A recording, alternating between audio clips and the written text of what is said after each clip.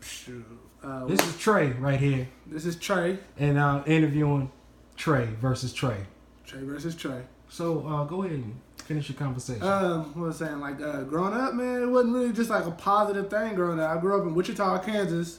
Uh-huh. And everybody think, oh, you know, Sunflower State. Ain't nothing sunny about that shit. Man. Ain't nothing Nice. sunny about this. It's some hard shit out there, man. Real talk. Everybody think, oh, you grew up on the everybody got their own style of growing up. And I do grew agree. up on the north side, man. If you ever stay in Wichita, Kansas, you know exactly where 13th Hillside is at. If you ain't never been to 13th Hillside, Wichita, Kansas, you ain't been out north. If you ain't never been on Hydraulic, you ain't been out north. If you ain't never been on 17th and Erie, you ain't been out north, man. And then, man, Cool. I don't know how to explain it. It's like, okay, we in Tulsa for Hold on. all right. Let's pause. What's the difference between Trey and Trey? Trey and Trey. Well, let's see. Only thing I can say. Well, all I'm saying is, number one, I'm going to take over the interview. All right. The first Trey over here, Right. 1973, versus Trey in what year? 1991. All right. So what's the difference? Man, it's a big year difference there, but you know, I don't look at age. Man, the year number ain't nothing but a number. It's just the way how you are. I agree. Man, that whole everybody think, oh man, I'm older than you, I'm different. No, you just in a different era. So I just say, man, you did your shit in your era. I'm doing the same thing you did, but I'm doing it in a different way in this era. Yeah. And I appreciate when people come by and tell me like, hey man, I wouldn't do that. I did that back in the day. It ain't gonna do nothing for you. Mm-hmm. And if somebody come out of their way and tell me that in my life, to stop by in my time now to tell me something like that, I'm gonna take that advice. Like, I'm not gonna do that. Then he just said shit don't work out. I'm about to bounce to do something different. Right. And make you want to do something positive. That's what I'm talking about. You don't get positive role models no more in 2016. Everybody wants Real to be. shit. Everybody wants to be a gangbanger. Everybody Real wants to be shit. gangster. But nobody wants to be 100% with you no more. Real shit. And the people so that- what is the difference between Trey and Trey? It's not a whole lot of difference because Not at all? we keep it 100% between the two of us. Gotta respect that. It's a respect thing. You give me advice, I give you advice. You show me some shit I've never seen before. Mm-hmm. You know, and I show you some things that I'm going through, and you give me the advice about what I need to do to get it done. Right. Instead of me going down a dark path to finding in my own, finding in my own way, and me getting in trouble, spending some years in jail, losing that time I could have been Real fixing shit. whatever I did. Real shit. You know, and I normally don't tolerate this. I'm more of a quiet type. I know you are. I keep my shit to myself. If I don't fuck with you, my bad, I didn't mean to cuss. No, but you know, sure. if I don't fuck with you, that means you ain't got nothing positive for me to go on about with my life. You ain't Right. doing nothing to help me out, bro. Why am I sitting here with you? Yeah. I mean, I'm sitting here with John Cherry. John Cherry telling me, you know, showing me everything he did. He telling me that you can do all this, but also you can turn around and turn your life around and be positive. Mm-hmm. You turned your life around for your daughter. Everything. You know what I mean? And I'm yet to get to that point yet when I need to turn everything around. I'm 24 years old. I might not look it. I'm 24-year-old, no kids, no nothing. Don't trust me. I've had my scares the time when I thought I was gonna have kids. That's my little brother right here. But you know, I really can't say that I can turn my life around right now. But I can. But am I gonna do it at this moment? No, I'm gonna ride my life until I feel like it's time for me to turn around and jump on that motherfucking highway that straighten my life out. You know, exit on straighten my life out. Cool. That's how I look at it. That's like a metaphor for your life? Metaphor. I'm gonna ride this highway, this fun highway, until it's time for me to find that bump of that road. I need to stop, change that tire, and exit. You know what I mean? Yeah, for sure. Right now, I'm still riding. You know, if the road did get a little bumpy, you know what I mean? You know, not everything is perfect in life. You gotta take the good with the bad, or the bad with the good. Anywhere it goes, you still gotta do it. And then a lot of people want to get up, run away, move to a different city, start over. Yeah. That shit don't do nothing but follow you. And then on top of that, Exactly. and on top of that, and if you do the same thing you're doing here in a different state, that means now you got the same thing here and there. Now you got to move again, and now you got two things following you. That means now you got to go back when your life is already, you know, when you get to where in your life you're comfortable, you still got to go back to those other two states and fix whatever you did. If you got kids in them states and you ran away, now you got to pay child support and go back and fix all that if you want to connect with your daughters or your kids or whatever it is. What is the message of your life you telling to future fathers? Future fathers, man. If you're going to be a father, like I said, if you don't want to be a father, man, they make this great adventure called condoms. the best thing on earth for people if you don't want to have kids. Now, if you go around hitting people raw, that means now you ready to have kids. You ready to settle down and stop doing all this. But at the time of that, niggas out here now want to do all that. No kids. Still want to be gangsters. Still want to go out and run the streets. But on top of that, you don't want to take care of your priorities. That's how I look at it. Okay. And I call those people fake people because you're fake because you're being fake in your life and you're being fake around the people you with, and you tell all these other people like, oh, bro, you need to take care of your responsibility. But on top of that, you got 2-3 kids that you got at home that need to be taken care of, but you still out all down the street at my side bitch house. Okay. Got a question. Yeah. If you will ever meet a female that you love, right, and she has kids, right, how would you feel in that situation? Man, I look at it like this. If you love that woman, you'll love whatever comes with it. That means you will take, like I said, the good and the bad. Like I said, the girl can be fired. I mean, she can be fine. Man, I don't care what it is. She can be, top of the line. She got all her shit together. But, then you look at it like, oh, she got kids. If she can take care of her kids and herself, you shouldn't have to worry about that. But if you want to help her with that, that's something, like I said, that's the good and the bad. You take the good with the bad. I'm not saying that the kids is bad. But on top of that, you can also take the chance if you want to be that father figure, you want to see how it goes, then take that. That's that risk you take. You never know what's going on with that risk. I do agree. But if you do that, then if you think you can be a great father, then hey, go ahead, do that. Do what you got to do. On top of that, don't let nobody tell you, oh, bro, you shouldn't have did that, bro. She got kids. Oh, her baby daddy crazy. Because the fact is, you didn't date her for her kids and her baby daddy. You dated her for her. And if she got kids, hey man, that's just some shit that's something you gotta deal with.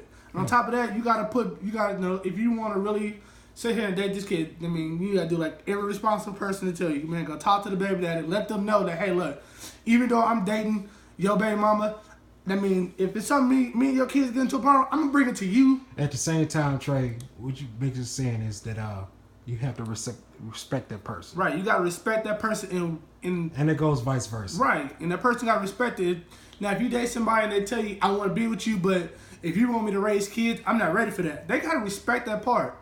And if they don't respect that, that means they just looking for somebody to, somebody just to jump on real quick, and all right, hopefully. Cool. Another question for you though. So you met me. How long you met me? Man, let's see. I moved back out north. I would say a couple of months. Message. I moved out north a couple of months, man. John Trey, he's been like, one of them uncles that I've, haven't had. Uncle? I'm gonna say uncle. Like, that's love right there. That's love. That's love, man. I respect that's like one of them uncles. John Trey's like one of them uncles that like, he pick you up and like, no, we need to talk. Gotta chop it up though. And chop it up, which he'll let you know. And John Trey will let you know, what the situation is, what you need to do. Hold on. Both. Trey, can you do me a favor right now? Yeah. Can you open this bottle? Yes. I can't open it up. I got it. All right, there we go. All right. Thank you. Appreciate that. Continue. It's like one of them uncles that, sit down and tell you everything. Like, he's not going to sugarcoat it for you. He's not going to cover nothing up for you. You know what I mean? He going to keep it 100 with you. Like, he sit here and went over his past with me. Like, man, I never knew this about, That takes a lot. That takes a lot for a person to tell you about something they did back in the day. That's pride, man. Right. I'm not going to say it because we on camera because, that's his personal business. But on top of that, it takes a lot. It takes a lot for a person to explain to me what they did back in the day.